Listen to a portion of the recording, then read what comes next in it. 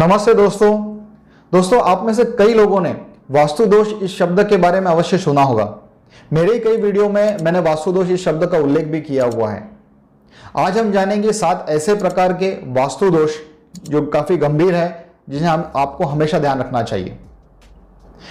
दोस्तों, वास्तु यानी कि जो भी आपका ऑफिस हो, फैक्ट्री हो, घर हो, बंगलो हो या हॉस्पिटल हो, स्कूल या कॉलेज या इंस्टीट्यूट हो, इन सभी स्ट्रक्चर्स पे वास्तुशास्त्र के नियम लागू होते हैं। और जब भी इन स्ट्रक्चर में यानी इनकी रचना या इनकी बनावट में अगर इनकी जो बनावट है वास्तुशास्त्र के नियम के अनुसार नहीं है, तो इसे वास्तु दोष निर्माण होता है। इसे हम वास्तु दोष कहते हैं। तो आइए जानते हैं किस प्रकार के वास्तु दोष होते हैं। पहला, जो अगर आपका कोई अंडर कंस्ट्रक्शन प्रोजेक्ट है या रिसोर्ट है या फार्म हाउस है या फैक्ट्री है, तो वो जो ज़मीन है, वो ज़मीन का जो स्लोप है वो किस दिशा में है, यह आपको देखना होगा। कहीं ये ज़मीन का स्लोप पश्चिम में या नैऋत्य या दक्षिण में तो नहीं है। दूसरी चीज़, जो ये प्लॉट होते हैं या मान लो आपका घर है, फ्लैट है, उसका शेप कैसा है। कई बार ये रेक्टेंगल या स्क्वायर शेप में नहीं होते और कुछ दिशा में एक्सटेंशन होते हैं या कुछ दिशा में कट्स होते हैं। तो इससे तीसरा वास्तु दोष निर्माण होता है, जिसे हम कट्स कहते हैं। कट्स, क्योंकि वास्तु में आपको पता ही है कि 16 जोन होते हैं, 32 दिशाएं होती है, पंचतत्वों का इससे संबंध है। मेरे पहले कई वीडियो में मैंने इसके बारे में डिटेल बताया है। तो जब इन दिशाओं में, इन एनर्जी जोन्स में जब कट्स का निर्माण होता है, तो एक वास्तु दोष का निर्माण होता है। अब हम देखेंगे चौथे प्रकार का वास्तु दोष, जो एक एक्सटर्नल फैक्टर हो सकता है। मान लीजिए जो आपका घर है या प्लॉट, फार्म हाउस जो भी है, उसका जो रोड है वो प्लॉट के किस दिशा में वो रोड आया है। कहीं वो टी जंक्शन तो नहीं है, गलत दिशा में तो रोड नहीं आया है।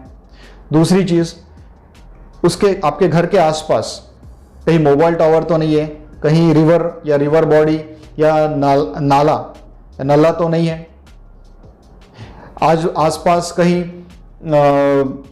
कोई शमशान भूमि तो नहीं है, या कोई डंपिंग ग्राउंड या गार्बेज तो नहीं है। आपको इन सब चीज़ों के बारे में ध्यान रखना पड़ेगा, क्योंकि ये सब चीज़ एक प्रकार के वास्तु दोष होता है। इवन आपका जो अगर घर रेलवे स्टेशन के पास हो या रेलवे ट्रैक के पास हो, तो ये भी एक प्रकार का वास्तु दोष है। अगर आपका घर, आपके जो फैक्ट्री है या इंडस्ट्रियल एरिया में है और वहाँ पे अगर कोई पहाड़ है, तो पहाड़ किस दिशा में आया है। तो ये कुछ एक्सटर्नल फैक्टर्स है जो वास्तु दोष निर्माण करते हैं। अब हम कुछ इंटरनल फैक्टर्स देखेंगे, जैसे कि आपके घर की आंतरिक रचना, मतलब इंटरनल अलाइनमेंट। कौन सा कमरा किस दिशा में है, आपका किचन किस दिशा में, आपका टॉयलेट किस दिशा में है, घर में आपने किस तरह की पेंटिंग्स लगाई हुई है, आपके घर में जो बीम्स या जो पिलर या कॉलम होते हैं वो कहाँ पर आए हुए हैं, है ना। तो इन सब चीज़ों की वजह से वास्तु दोष का निर्माण होता है। यही नहीं, बल्कि आप घर में किस प्रकार की पेंटिंग्स यूज कर रहे हो, किस प्रकार के आपने आर्टिफैक्ट्स या वस्तुएं रखी हैं, कौन से कलर की वो वस्तुएं हैं, इनसे भी कभी कभी वास्तु दोष का निर्माण होता है। तो इन सब चीज़ों का आपको ध्यान रखना है। अब पांचवी चीज़ ये है कि आपका जो घर है उसके अंदर आपने किस दिशा में कौन से कलर यूज़ किए हुए हैं, क्योंकि कलर का संबंध सीधा सीधा पंचतत्व से होता है। अगर गलत दिशा में गलत कलर आते हैं, तो ये भी एक तरह का वास्तु दोष का निर्माण करते हैं। इसके बाद में एक और पॉइंट है, वो है आपके घर में क्या सूर्य प्रकाश आता है, वो सुबह का आता है, शाम का आता है, वायु यानी हवा का बहाव कैसा है। यदि इस प्रकार के अगर दोष है, तो इससे कई बार गंभीर वास्तु दोष का निर्माण होता है और इसे हम वास्तु दोष कहलाते हैं।